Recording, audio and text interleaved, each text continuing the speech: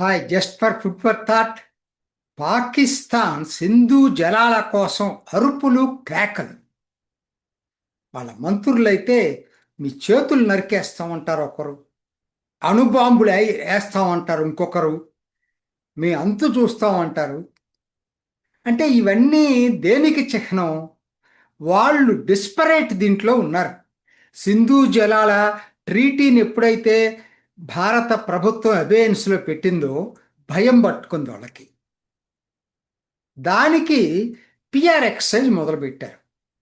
కొలంబోలో British think tank ద్వారా ఒక seminar, ఇస్లామాబాద్లో పోయిన నెల 30వ తారీఖు ఇంకో సెమినారు, దానికి చైనా రష్యా వాళ్ళు అటెండ్ కావటం. దానికి తోడు భారత్ పాకిస్తాన్లోని ప్రామినెంట్ సిటిజన్స్ అట వాళ్ళు 117 మంది కలిసి పాకిస్తాన్ భారత్ సంప్రదింపులు జరపాలి, వీసాలు పునరుద్ధరించాలి, అవి చేయాలి ఈ చేయాలన్నారు. ఎక్కడా ఉగ్రవాదాన్ని గురించి ఒక్క మాట చెప్పలే.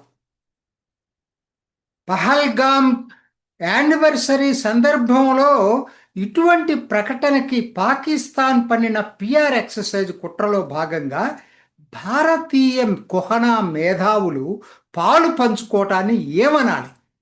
వీళ్ళని సహిద్దామా? I'm leaving it to you.